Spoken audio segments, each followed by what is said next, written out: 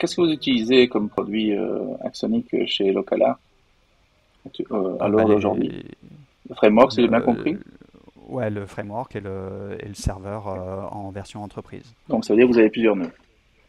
Voilà, ça veut dire que, bah, oui, de facto, je pense qu'à partir du moment où on veut passer en production et qu'on veut Ouais, pouvoir scale un petit peu, et notamment avoir une petite présence aussi globale, c'est effectivement quelque chose qu'il nous faut. Et la version community du du serveur. serveur est très bien pour pouvoir tester, se faire la main un petit peu sur l'outil, ça rend la chose très accessible.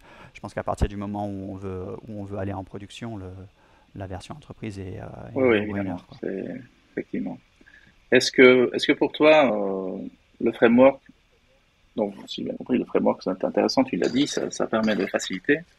Est-ce que tu envisagerais de conseiller de prendre le framework sans le serveur à quelqu'un d'autre?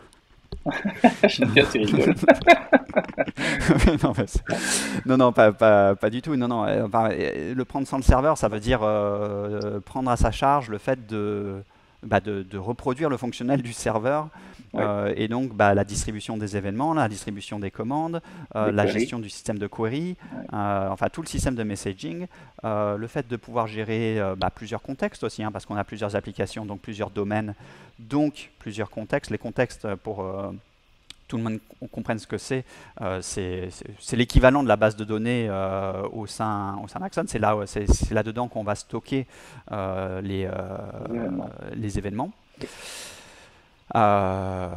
Donc voilà, et donc effectivement, se dire je prends pas le serveur, je prends que le framework,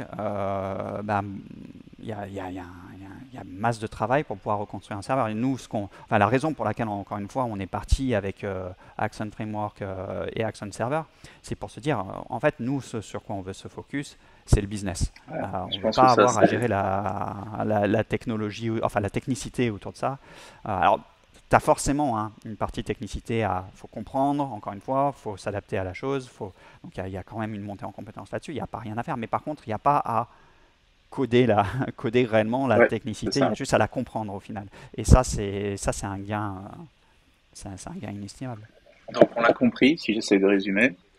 Il y a des challenges qui sont des challenges humains, comprendre les patterns.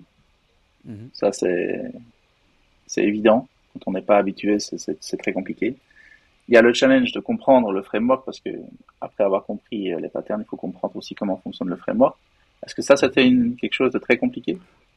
Non, le framework lui-même de base, vu que il s'intègre avec Spring Boot et que c'est complètement un système d'annotation, ça a été très très facile à prendre en main. J'invite n'importe qui à faire un de vos trainings qui durent 2 heures. Là, les premiers trainings se permettent d'être vraiment hands-on assez rapidement. Et on voit que c'est assez simple, du moins les bases à prendre en main. Je pense que là où ça devient un peu plus compliqué, c'est quand on arrive Le à vouloir fine-tuning, quoi. voilà, fine-tune la chose. Et il y a une partie configuration sur lequel il faut quand même se mettre un peu la tête dedans. Ouais, Mais en termes de construction d'application et de construction business, non, c'est assez rapide à prendre en main. Après, c'est vraiment les notions ouais.